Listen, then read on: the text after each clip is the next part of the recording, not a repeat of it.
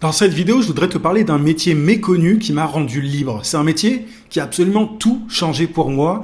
Sans ce métier, je sais pas où je serais, je sais pas si je gagnerais autant qu'aujourd'hui, je sais pas si je vivrais au soleil, au bord de la mer, comme c'est le cas actuellement. Bref, c'est un truc qui a littéralement changé ma vie. Et je sais que ce métier, il peut t'aider, toi aussi, à obtenir la même liberté. Donc je me suis dit que ce serait intéressant de retracer mon parcours et cette découverte avec toi en vidéo. Juste avant de te parler de tout ça, je t'invite à mettre un gros pouce sous la vidéo pour me soutenir, pour me montrer aussi que ce genre de sujet par rapport à la liberté géographique, temporelle, etc. t'intéresse. Abonne-toi également à la chaîne si ce n'est pas déjà fait. J'ai des tonnes de vidéos qui devraient te plaire sur le business en ligne. Et dernière chose, une fois que tu auras regardé cette vidéo, si tu veux aller encore plus loin par rapport à ce nouveau métier, j'ai créé tout un atelier. Il est offert. Tu peux cliquer sur le lien en description pour y accéder. Tu entres ton adresse email et tu vas pouvoir y assister immédiatement. Ça dure 20 minutes, mais je détaille absolument tout. Je révèle ce nouveau métier, mais je vais encore plus dans les détails que dans cette vidéo et je t'explique comment tu peux l'exercer toi aussi, peu importe ta situation, que tu sois entrepreneur, sans emploi, salarié, peu importe. Donc, clique sur le lien en description. Ceci étant dit, alors, je voudrais déjà te parler un petit peu de mon ancienne vie, si tu veux, de salarié. Petit flashback, petit retour en arrière. Moi, j'étais coincé dans la publicité. J'étais créatif publicitaire. J'étais payé, en fait, pour trouver des idées de campagne publicitaire dans une agence de pub, logique. Et c'est un milieu que j'avais beaucoup fantasmé de base. Alors moi, j'ai eu un parcours scolaire un petit peu en zigzag. J'ai fait une prépa, j'ai fait ensuite du droit, j'ai fait ensuite une école de communication. Et je suis allé dans la pub parce que voilà, j'avais cette idée selon laquelle quand on est créatif dans la pub, on s'en sort bien, on gagne bien, etc. Et l'idée de trouver des idées me plaisait parce que ça a toujours été mon truc. Donc, je me suis lancé. Bon, j'ai eu un peu de chance. J'ai aussi beaucoup bossé pour intégrer ce milieu qui est très fermé. Et en fait, ce qui s'est passé, c'est que j'ai vite déchanté. Je me suis rendu compte que ça payait très mal, même si tu étais bon dans le domaine, ça peut payer très mal, surtout au début. Je gagnais un truc comme 1600, 1650 euros par mois. Et à Paris, pour payer un loyer, c'est très compliqué. Encore plus aujourd'hui, mais déjà à l'époque, c'était compliqué. Je bossais comme un âne aussi, c'est-à-dire que je bossais comme un dingue matin, midi et soir. C'est-à-dire que même il m'arrivait de partir de l'agence à 23h. Le week-end, vu que je devais trouver des idées constamment, mon cerveau n'arrêtait pas de tourner, j'étais sans arrêt en mode réflexion. Et c'était juste épuisant. Donc, et en plus de ça, il y avait une frustration quotidienne, tu vois. Moi, j'avais un patron. Alors, certains patrons étaient plus sympas que d'autres, mais le fait juste d'avoir un patron, je me suis rendu compte que c'était pas pour moi. Les horaires imposés, alors même si elles sont un peu plus cool dans la pub que dans d'autres milieux, enfin cool le matin parce que tu finis très tard le soir, donc même si tu commences à 9h ou 10h le matin, le fait de finir à 23h c'est pas dingue, tu fais quand même de grosses heures comme je te le disais, surtout que le week-end t'as le cerveau qui continue de bosser. J'avais pas de reconnaissance non plus, j'avais beau sortir des super idées qui faisaient gagner de l'argent, etc. J'étais vraiment frustré. C'est-à-dire que j'étais arrivé dans ce milieu-là avec des idées, avec des étoiles, tu vois, dans les yeux. J'étais assez jeune quand j'ai démarré. Et j'ai franchement envie de déchanter.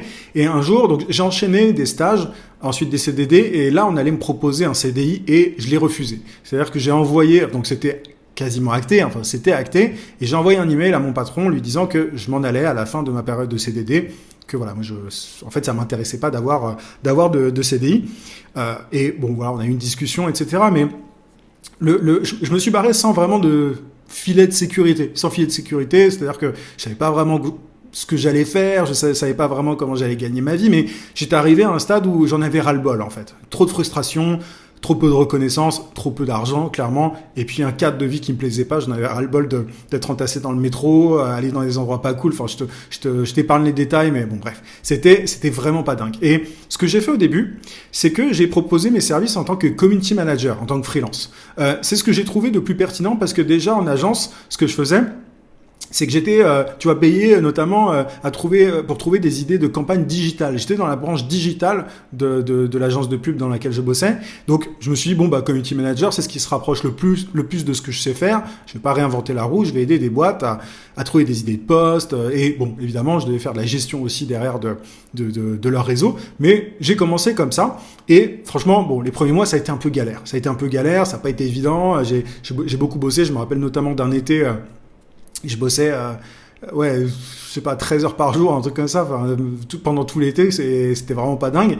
Et en fait, ce qui s'est passé, c'est qu'un jour, j'ai découvert un métier par accident.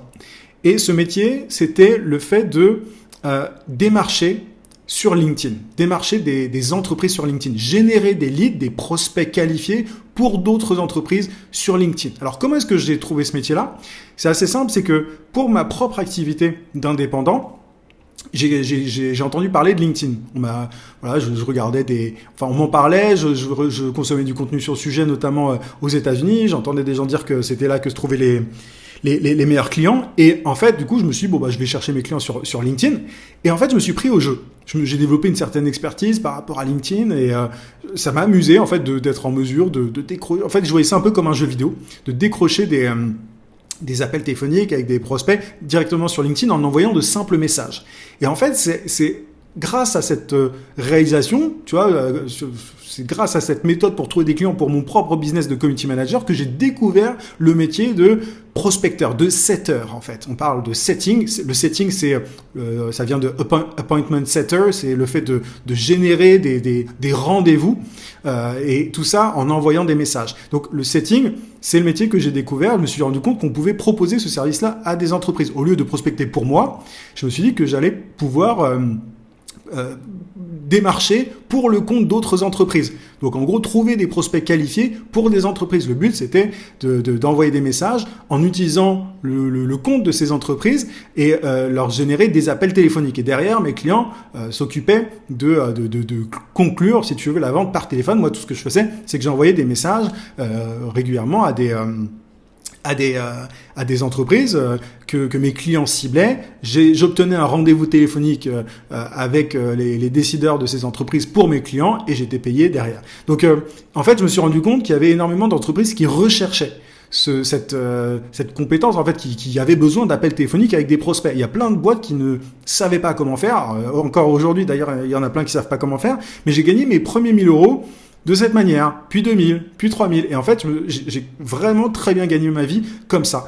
Et je me suis rendu compte que, déjà à l'époque, il y avait peu de gens qui en parlaient. Et encore aujourd'hui, je trouve que cette approche-là, elle est pas vraiment diffusée. Il y a évidemment les pros de la prospection et tout qui savent très bien de quoi je parle, mais il y a pas le grand public ne connaît pas vraiment ce métier de setter, tu vois. Et c'est pour ça que je voulais faire une vidéo sur le sujet. C'est un métier qui te permet qui a énormément d'avantages parce que tu as une liberté géographique. C'est-à-dire que, tu vois, tu peux vivre où tu veux, tu peux prospecter d'où tu veux. Au final, moi aujourd'hui, grâce à tout ça, là, j'habite au soleil, au bord de la mer, j'habite à Malte, et je sais pas si j'aurais pu avoir ce cadre de vie sans le setting. Et donc le setting en lui-même. Alors aujourd'hui, moi, je fais plus de setting moi-même. J'aide des gens à faire du setting et à devenir setter, mais tu peux tout à fait prospecter à distance, donc tu peux bosser d'où tu veux, tu peux t'organiser comme tu veux. Moi, quand je faisais du setting, donc quand je générais des rendez-vous pour des entreprises, je m'organisais comme je voulais. Moi, je suis beaucoup plus actif le matin, beaucoup plus énergique le matin. Donc je travaillais principalement le matin et l'après-midi je faisais tout ce qui est paperasse, etc. Mais c'était comme ça que je m'organisais. Et si tu veux bosser le soir, tu peux. Peu importe, il n'y a pas vraiment de règles là-dessus, mais tu peux t'organiser comme tu veux. Grâce à ça, tu peux aussi avoir des revenus rapidement. Tu n'as pas besoin de créer du contenu, de développer une audience. Tu peux, en envoyant de simples messages, aujourd'hui, gagner des milliers d'euros par mois sans aucun problème. Donc, tu vois, moi, quand j'ai commencé à faire du setting, par rapport à mon activité de community manager, j'ai multiplié mes revenus par je ne sais plus combien. C'était le jour et la nuit. Et c'est tout ça. J'ai réussi à atteindre donc cette liberté géographique, temporelle et financière. Tout ça grâce à ce métier dont personne ne parlait à l'époque. Et à l'époque, il faut savoir que c'était plus difficile qu'aujourd'hui. En fait, ce métier, il a complètement évolué grâce à l'intelligence artificielle. Parce que à l'époque, il fallait envoyer les messages à la main, les messages de prospection. Il y avait des outils d'automatisation qui commençaient à débarquer, mais et qui marchaient, mais très vite ces outils, ils ont été de moins en moins efficaces parce que les gens se sont rendus compte qu'on les spammait, qu'on leur envoyait des messages en masse, c'était des messages impersonnels. On leur disait bonjour, je peux vous aider, est-ce que vous seriez partant pour un appel téléphonique? Aujourd'hui, plus personne répond à ça. Mais en fait, l'IA aujourd'hui a complètement révolutionné ce métier parce qu'elle permet d'envoyer des messages qui semblent personnalisés, mais en un clic seulement. C'est-à-dire qu'aujourd'hui, quelqu'un qui veut devenir setter le peut, même s'il n'a aucune compétence, grâce à l'intelligence artificielle. Alors, il faut la bonne méthode, il faut savoir comment s'y prendre, dans quel ordre, etc.